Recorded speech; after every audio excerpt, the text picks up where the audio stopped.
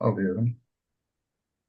Okay, I guess, yeah, it's my turn. So, hi everyone, I'm Zeynep and I'm gonna continue in English because I don't know these my terms in Turkish, to be honest. I last week I defended my PhD, so this is my 6th year. Hopefully it's gonna be all fine with the thesis. Today I'm gonna talk about this correlation detection. Like I'm gonna briefly talk about just state the problem, state the model, and maybe mention some results. That's all for this lightning talk. So the motivation is generally for this database anonymization, what we have called. Imagine you are given two databases, IMDb and Netflix, even though like when these databases are made open, they do, of course, like anonymize the user identities so that you don't cause any privacy issues. But what a team like some people realize is that there are like some correlations, some patterns that you can discover. For example, here on IMDb dataset, like user one is interested in movies about or documentaries about academia or like some intellectual stuff. And similarly on the right on Netflix, like you can see user seven is also kind of interested in similar pattern, even though the movie ratings are on different scale, you can find some matching between these two databases. Yeah. And 2008, Narayanan and Shmatiko showed that but with the auxiliary database, which is correlated a lot, you can actually de-anonymize this anonymized database. So Netflix had this recommendation challenge like a couple of years ago, where they give you some anonymized data and they wanted you to recommend movies for these users. But this created big issues. So from the probabilistic side, like the main questions we are interested in is given a pair of databases, what are the information theoretical limits of to recover these true user matching, this user labeling, or to detect the correlation. So I'm more into the second one. What we call as a database is a collection of random vectors, xn, where each n is the number of users and the vector length d is the number of features.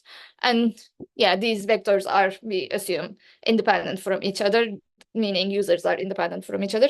So xn and yn, two databases we say are correlated with permutation sigma if xi, y sigma I are distributed from a joint distribution pxy and independent from all other pairs. That's what we say. These are just for the notation. And when they are independent, we write that p0. So these two problems that we mentioned, let's state them mathematically. For the detection, we formulate a composite hypothesis testing. So given a pair of databases, again, the aim is to decide if they are correlated or not. And this is under null, they are independent. So our joint is pxpy. Under alternate, there is some joint distribution, but you don't know the permutation sigma. So that's why alternate is the composite. And we aim to find a test so that the minimax risk is small, which is the summation of false alarm and the worst case misdetection probability. On the other hand, recovery, the estimation problem, there the given databases are already correlated, or you assume they are already correlated, and you estimate this correlation sigma. And this is again like the error that you calculate.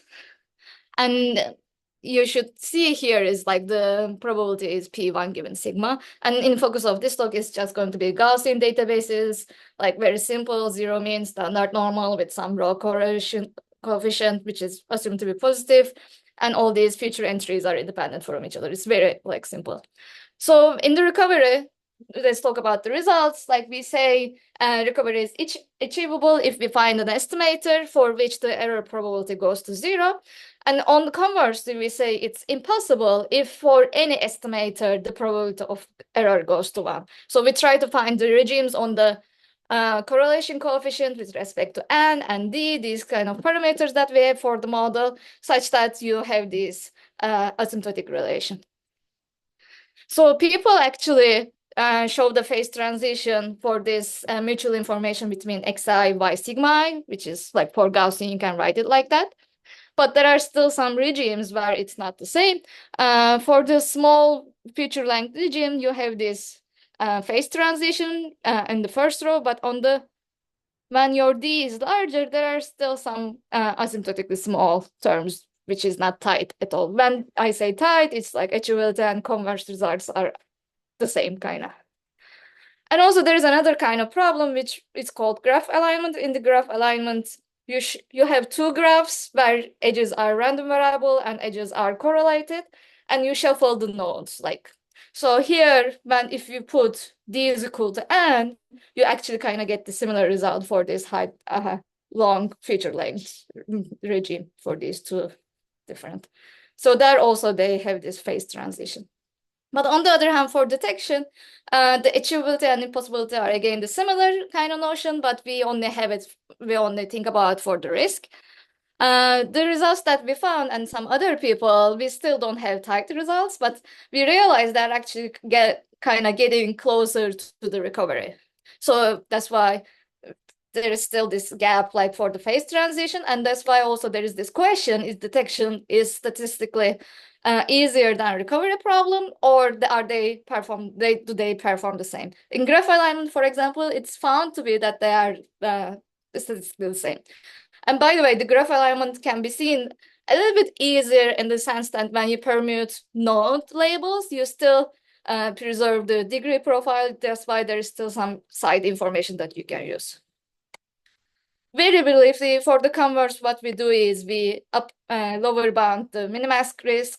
So for the converse, your aim is to show the regions for which the risk goes to 1. So you want to put lower bound on the risk, minimax risk. So we show here by Cauchy-Schwarz that for any prior, you can actually, it's enough to upper bound the second order moment of likelihood ratio.